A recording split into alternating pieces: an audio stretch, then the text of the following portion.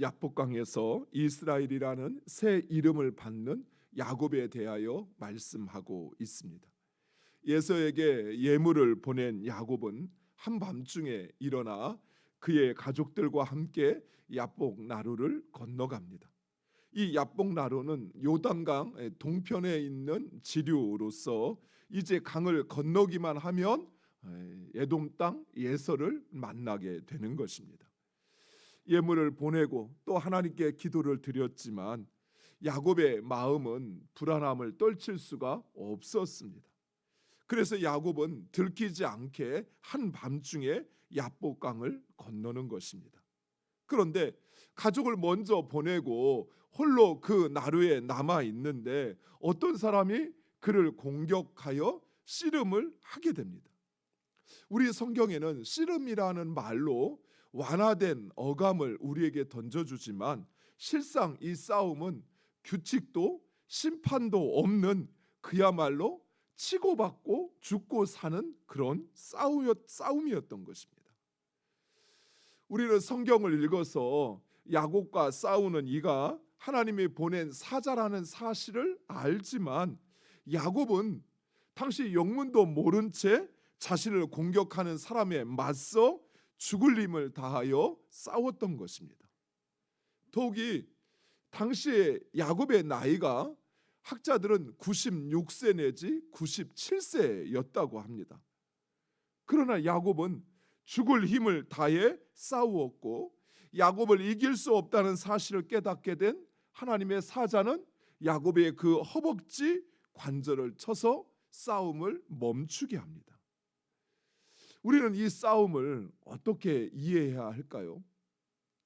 어떤 이들은 이 싸움을 야곱의 기도라고 이해하기도 하고 또 어떤 이들은 이 싸움을 야곱과 하나님의 씨름이었다라고 이야기하기도 합니다.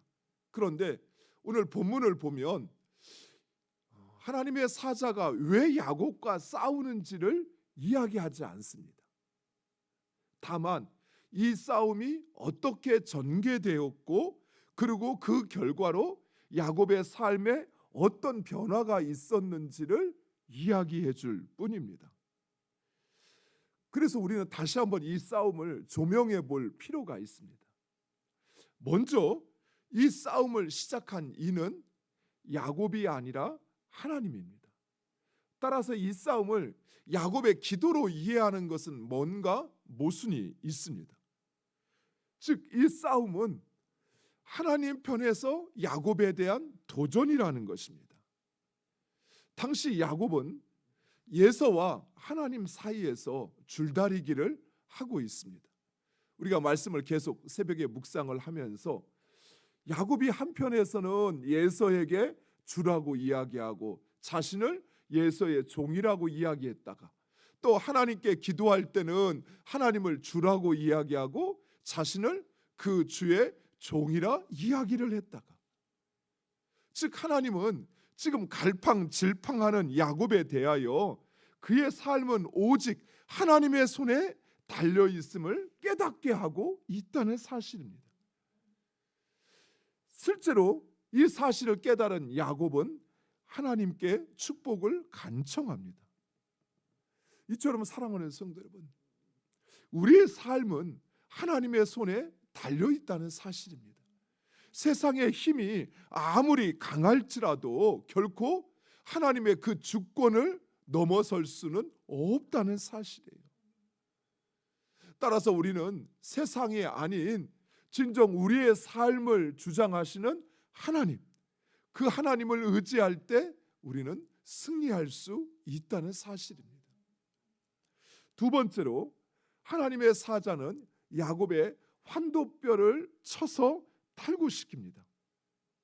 이것은 야곱이 평생을 의지해 왔던 인간적인 수단과 힘을 꺾으신 것입니다. 야곱은 그동안 입술로는 하나님을 인정하였습니다. 하지만 삶의 결정적인 순간마다 그는 하나님보다는 자신의 힘과 꾀를 더 신뢰하며 살아왔던 것입니다.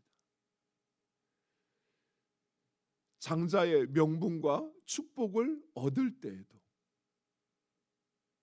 또 라반의 그 재물과 자신의 그 부를 늘릴 때에도 야곱은 자신의 꾀를 더 의지하였습니다.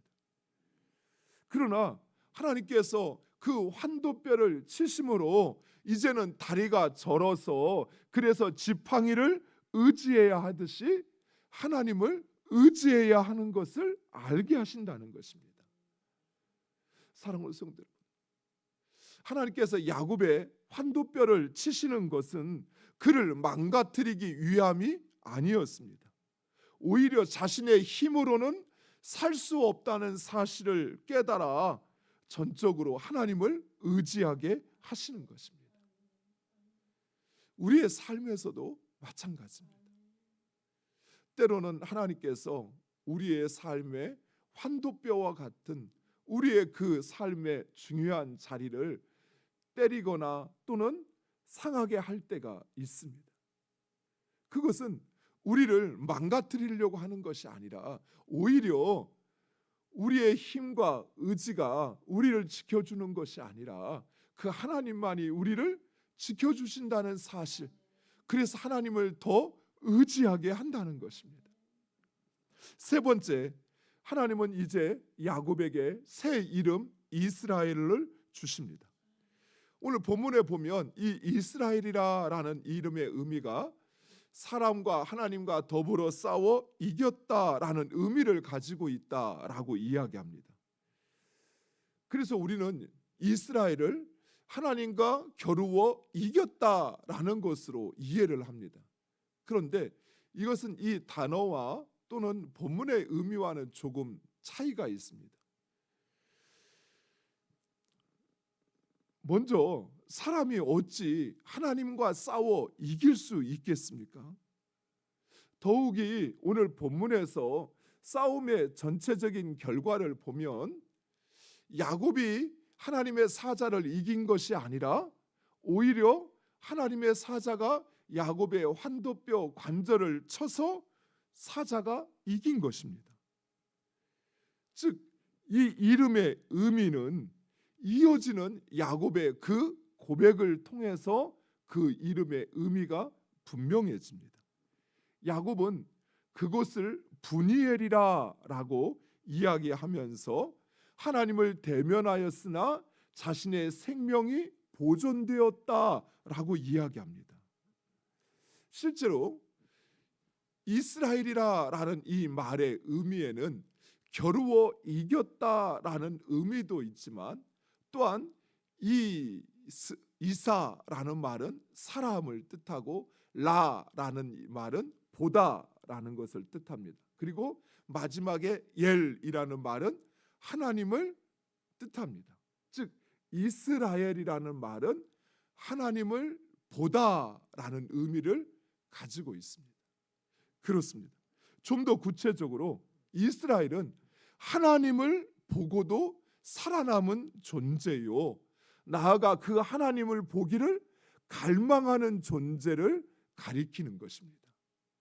단순히 하나님과 겨루어 이겼다라는 의미가 아니라 하나님, 거룩하신 하나님을 대면하여서는 죽을 수밖에 없는데, 그런데 하나님께서 긍휼히 여기시어서 그래서 그가 하나님을 대면하였지만 그 생명을 보존하였고, 그리고 이스라엘은 하나님께서 그의 백성 삼으시어 하나님 보기를 갈망하는 존재가 되어야 한다는 것입니다. 그렇습니다. 이스라엘은 하나님께서 그 얼굴을 비추시어 그 긍휼의 은혜를 베풀어 주는 자, 긍휼의 은혜를 입은 자들을 가리키는 것이요, 삶의 순간순간마다 하나님 보기를 갈망하는 사람들, 그들이 바로 이스라엘이라는 것입니다. 사랑하는 성도 여러분, 우리 역시 영적인 이스라엘입니다. 예수 그리스도로 말미암아 하나님의 백성이 되었습니다. 그래서 하나님은 결코 우리가 하나님을 볼 수도 하나님을 만날 수도 없음에도 불구하고 그 얼굴을 우리에게 비추시어서 이제 하나님을 본 자는 마땅히 죽어야 하지만 그러나 우리에게 죄 있는 우리에게 긍휼을 베풀어 주시어서 우리를 살게 하실 뿐만 아니라 그 하나님이 우리의 삶 가운데 일하심을 우리로 보게 하신다는 사실입니다. 바로 우리가 그런 존재라는 사실이에요. 사랑하는 성도 여러분, 우리는 우리의 삶의 그 순간순간마다 그 곳곳에서 하나님 보기를 갈망하는 존재가 되어야 합니다. 거룩하시고 그리고 온전하시며 전능하신 하나님, 그 하나님이 나의 삶에 함께 계시고 그리고 그 하나님께서 여전히 나를 지키심을 볼 수 있는 사람, 그 사람이 진정 하나님 나라의 백성인 것입니다. 사랑하는 성도 여러분, 하나님을 찾으시기 바랍니다. 그리고 그 하나님께서 나의 삶에 일하시는 것을 보기를 갈망하시기 바랍니다. 그러면 하나님은 그 얼굴을 우리에게 비추시어 우리에게 긍휼의 은혜를 베풀어 주실 것입니다. 우리가 잘해서 조건이 되어서 자격이 되어서 하나님의 그 은혜를 입는 것이 아니라 하나님이 우리를 긍휼히 여겨 주시어서 그래서 하나님을 찾는 자들을 만나 주시고 그리고 갈망하는 이들에게 하나님이 은혜를 베풀어 주실 것입니다. 사랑하는 성도 여러분, 오늘 하루가 그 하나님을 만나고 그 하나님의 일하심을 보는 하루가 되기를 간절히 축원드립니다. 기도하겠습니다.